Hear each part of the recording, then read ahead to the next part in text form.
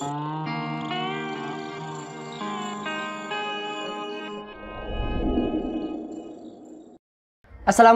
warahmatullahi wabarakatuh. Kembali lagi dengan saya Ahmad Bustanul Arifin.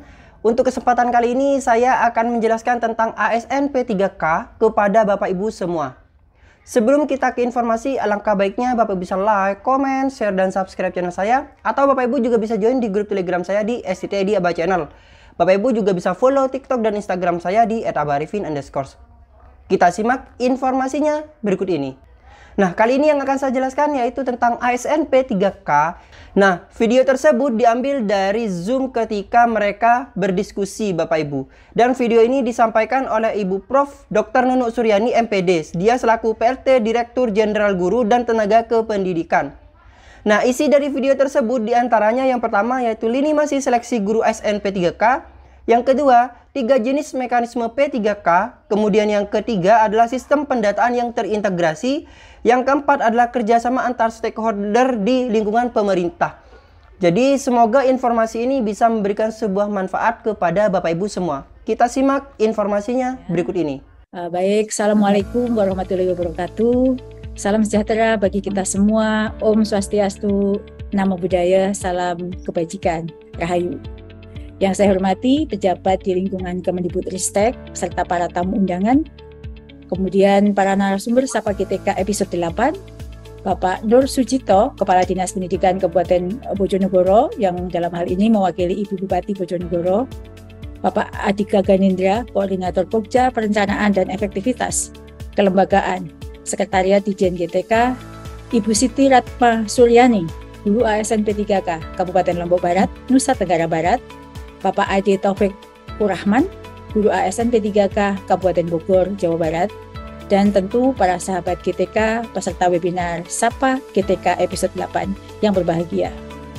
Bapak Ibu yang saya hormati, sahabat Sapa GTK, puji syukur kita ucapkan kepada Tuhan Yang Maha Esa karena kita masih diberi kesempatan untuk hadir mengikuti agenda Sapa GTK 8 yang diselenggarakan oleh Dijen GTK Kemendikbudristek. Saya mendoakan kepada semua dalam keadaan sehat walafiat serta selalu diberi berkah, kesehatan dan kebahagiaan dalam menjalankan aktivitas kita sehari-hari. Dan terima kasih sebelumnya saya ucapkan atas kehadiran Bapak Ibu semua dalam agenda Sapa GTK 8 hari ini. Saya yakin sekali kehadiran kita semua dalam agenda ini merupakan bentuk dukungan terhadap program-program strategis Kemendikbudristek, khususnya program-program dalam lingkungan Dijen GTK. Bapak Ibu yang saya hormati, webinar Sapa GTK adalah bagian dari upaya Dijen GTK untuk mendukung transformasi pendidikan Indonesia. Webinar ini juga merupakan sarana komunikasi dan publikasi kepada masyarakat, khususnya guru dan tenaga kependidikan dalam rangka mensosialisasikan program-program Kemendikbudristek supaya dapat berjalan dengan baik dan diketahui oleh masyarakat luas. Upaya komunikasi ini diperlukan agar program-program Kemendikbudristek mendapat atensi, dukungan, serta partisipasi yang baik oleh para guru dan teman pendidikan. Dan kali ini, Sapa GTK 8 mengangkat topik mengenai seleksi guru ASN P3K. Topik ini dihadirkan sekaligus dalam rangka memperingati Hari Guru Sedunia yang pada tahun ini mengusung tema transformasi pendidikan dimulai dari guru. Jadi Bapak Ibu, tema itu tentu sangat menarik dan hari ini saya akan menyampaikan bagaimana kebijakan Kemendikbudristek khususnya terkait dengan seleksi ASN P3K guru yang sebentar lagi akan dimulai. Saya akan berbagi layar Bapak Ibu agar kita bersama bisa menyimak paparan kebijakan Kemendikbudristek terkait dengan seleksi ASN P3K guru. Ini saya paparan hari ini terkait dengan seleksi ASN P3K guru tahun 2022 Bapak Ibu. Dan saya akan memulai dengan mengingatkan kembali hasil seleksi guru ASN P3K tahun 2021. Kita ketahui bersama ya bahwa tahun 2021 kita sudah berhasil meluluskan 293.000 lebih guru lulus dan mendapatkan formasi, dan masih menyisakan pekerjaan rumah yaitu 193.000 lebih guru lulus passing grade namun belum mendapatkan formasi. Inilah PR kita bersama yang akan kita selesaikan di tahun ini dan tahun depan insya Allah. Nih Bapak Ibu yang saya hormati, di layar dapat dilihat bahwa kita bisa mengetahui bahwa 97% guru ASN P3K lulus tahun 2021 telah terbit NI-nya ya, nomor induk PPPK-nya. Namun masih kami menghimbau kepada seluruh daerah untuk segera ya menyelesaikan proses penerbitan NI-nya dan tentu dilanjutkan dengan proses penggajiannya. Kita tahu saat ini berita yang kita terima masih banyak guru-guru yang mengeluh belum mendapatkan gajinya. Saya sudah mengeluarkan surat edaran dan mohon ini segera ditindaklanjuti untuk semua kepala daerah di seluruh Indonesia. Nah, selanjutnya ini di layar nampak ya peta kebutuhan guru termasuk guru agama. Saat ini kita butuh 2,4 guru. Namun ya kebutuhan itu sudah bisa dipenuhi dengan tersedianya guru ASN. Sekarang ada 1,2 juta guru. Kita punya guru ASN 1,3 juta. Namun di guru ASN tersebut hanya 1,2 saja yang memenuhi beban kerja. Ini ada kelebihan guru yang menumpuk di satuan-satuan pendidikan tertentu. Yang mana inilah yang nanti akan kita lakukan redistribusi.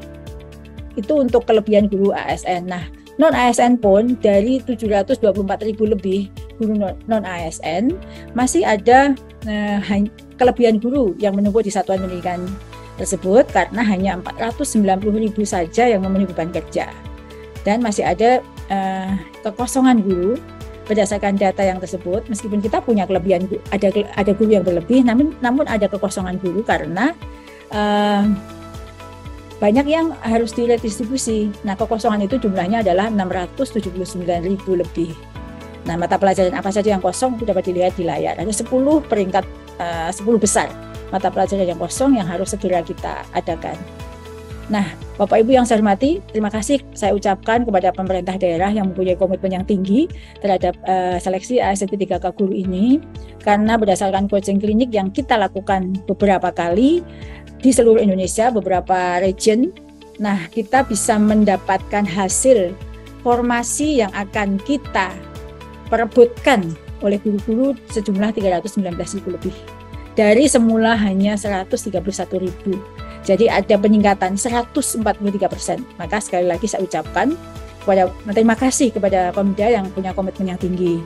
Namun saya tetap menghimbau kepada Pemda-Pemda untuk menyelesaikan tugas ini karena baru ada 41% saja formasi yang disediakan.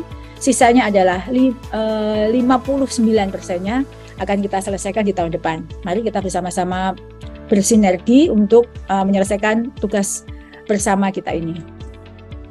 Nah, ini adalah lini masa ya, seleksi guru ASN P3K. Harapannya di bulan Oktober ini sudah dimulai penempatan sampai di awal November penempatan guru lulus passing grade. Bersamaan dengan itu, kita semua sudah menyiapkan segala perangkat yang dibutuhkan untuk seleksi penilaian kesesuaian atau observasi yang akan dilaksanakan sejalan atau bersamaan dengan penempatan guru atau penuntasan guru lulus passing grade. Dan jika masih ada yang tersedia formasi di Desember selesaikan dengan seleksi tes. Jadi Bapak Ibu guru non ASN yang masih belum mendapatkan penempatan jangan khawatir dan mohon bersabar. Sebentar lagi kita akan mulai ya, kita lagi mempersiapkan semuanya dan berkolaborasi dengan seluruh KL lain agar pelaksanaan seleksi ASN P3K dapat berjalan baik. Jadi sabar saja, dalam waktu dekat kita akan memulai prosesnya.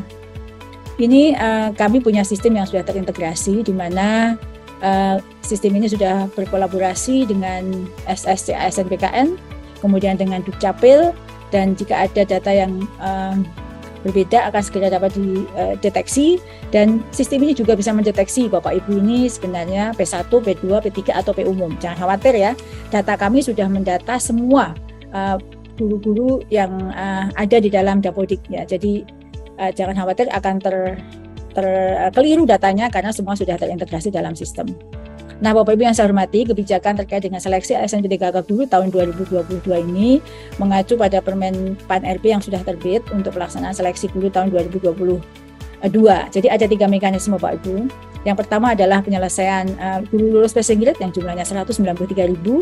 Lalu jika masih tersedia formasi melalui seleksi penilaian kesesuaian atau verifikasi.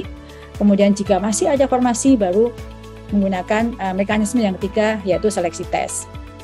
Ini Bapak Ibu untuk penempatan mekanisme penempatan guru lulus passing grade, nanti Bapak Ibu tidak usah memilih formasi karena sistem sudah akan begitu Bapak Ibu masuk ke akun SSC ASN-nya, maka sistem langsung bisa mengalirkan Bapak Ibu ini sebenarnya akan ada di mana, ditempatkan di sekolah induknya ataukah di sekolah lain di lingkungan Kementerian lingkungan daerah kewenangan tersebut, atau akan berpindah menjadi melamar JF lain karena JF Bapak Ibu tidak tersedia untuk saat ini. Jadi sistem sudah akan menuntun Bapak Ibu semua memilih langkah yang mana. Jangan khawatir, sistemnya akan sangat mudah.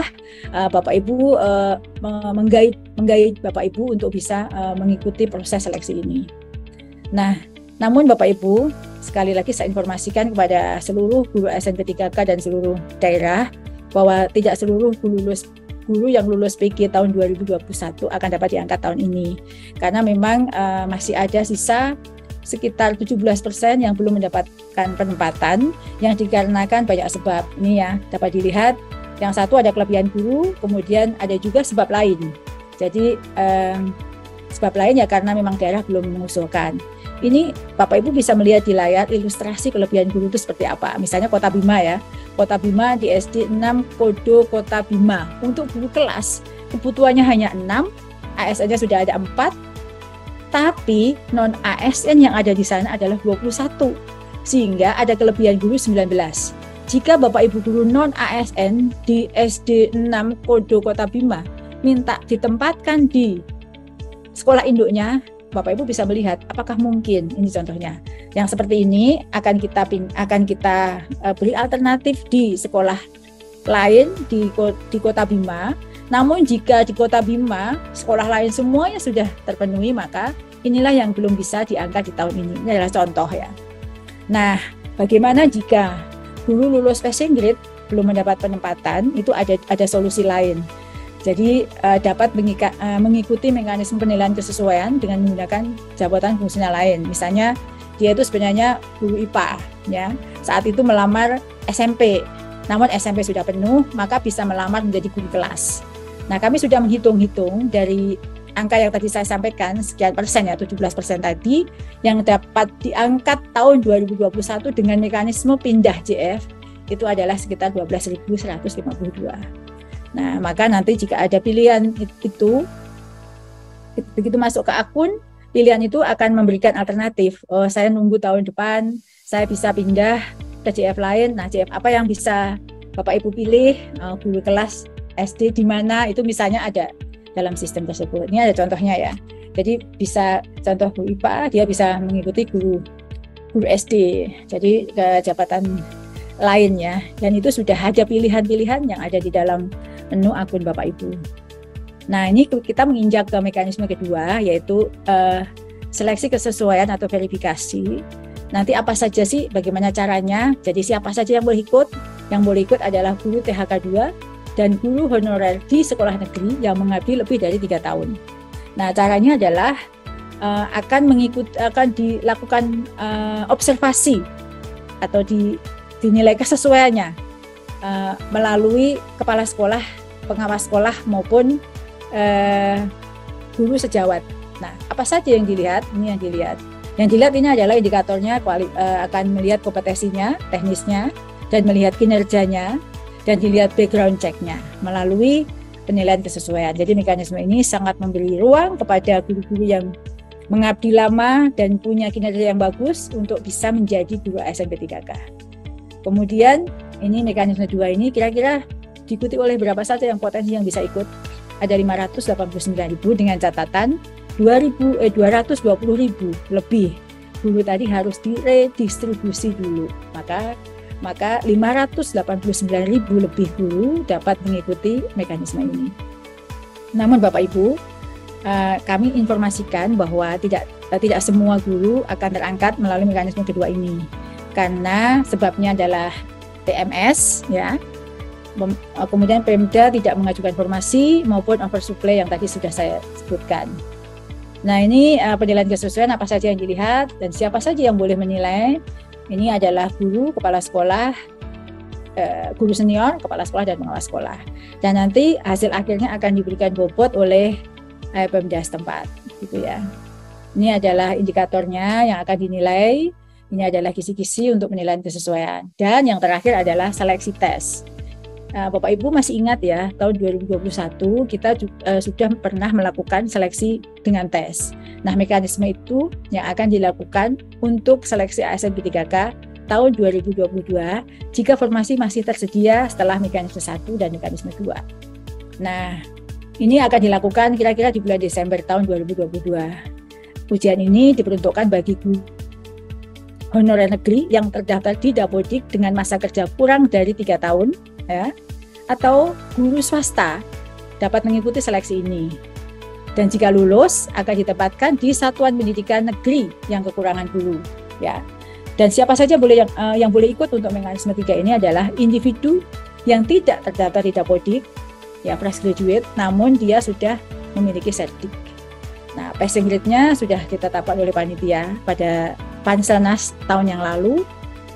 Konten yang akan diujikan adalah kompetensi teknis, manajerial, sosiokultural, dan wawancara. Pertanyaan wawancara yang dilakukan secara tertulis, dan tidak secara tertulis. Ujian P3K ini berbeda dengan ujian CPNS, karena tidak ada seleksi kompetensi dasar, hanya seleksi kompetensi bidang atau kompetensi teknis. Untuk peserta yang sudah tersertifikasi, tetap ikut semua tes, meskipun dia ada afirmasi 100%, tetap harus mengikuti. Dan jika berkas lengkap, nilai tes kompetensi teknis akan penuh, ya, bagi yang sudah punya sertif. Kecuali berkas bermasalah, maka nilai tes kompetensi teknis tidak digunakan. Atau nilai kompetensinya digunakan, ya. Tetapi harus lulus PG, manajerial dan sosiokultural. Nah, ini karena kita berdasarkan yang saya paparkan tadi, kita masih punya PR 49%, maka kami sangat berharap Bapak Ibu dari Pemda untuk memastikan kesesuaian data yang diisi pada Dapodik sudah sesuai dengan data di sekolah. Jangan sampai merugikan guru karena datanya tidak sesuai. Kami mohon bantuan data yang ada di Dapodik sudah sesuai dengan data di sekolah. Lalu kalau kita punya PR bersama bahwa ada kelebihan guru yang baik ASN maupun non-ASN, kami sangat mohon bantuan pada Pemda untuk melakukan penataan, distribusi, dan redistribusi baik guru ASN maupun non-ASN sesuai dengan kebutuhannya. Tadi sudah saya sampaikan ya besarnya kebutuhan itu. Kemudian yang terakhir, ketersediaan atau usulan formasi untuk seleksi ASN P3K guru sesuai dengan kebutuhan. Contohnya tahun ini kami punya kebutuhan 781.000, harapannya tahun depan usulan kami, perhitungan kebutuhan kami sama besarnya dengan usulan Pemda. Demikian Bapak Ibu yang dapat saya sampaikan. Semoga apa yang saya sampaikan tadi membantu pemahaman Bapak Ibu untuk mengikuti seleksi ASN P3K guru. Selamat bersiap diri agar nanti semuanya dimudahkan dalam seleksi ASN P3K guru. Dan jika ada pertanyaan yang mengganjal, silakan dalam forum ini kami akan menjawab setiap pertanyaan Bapak Ibu, sehingga Bapak Ibu memahami betul bagaimana proses seleksi, hak dan kewajibannya. Terima kasih. Assalamualaikum warahmatullahi wabarakatuh. Semoga informasi yang saya sampaikan dapat memberikan sebuah manfaat kepada Bapak Ibu. Jangan lupa untuk like, comment, share, dan subscribe channel saya. Bapak Ibu juga bisa join di grup Telegram saya di STTID Aba Channel. Atau Bapak Ibu juga bisa follow TikTok dan Instagram saya di @abarifin_. Terima kasih sebelumnya. Wassalamualaikum warahmatullahi wabarakatuh.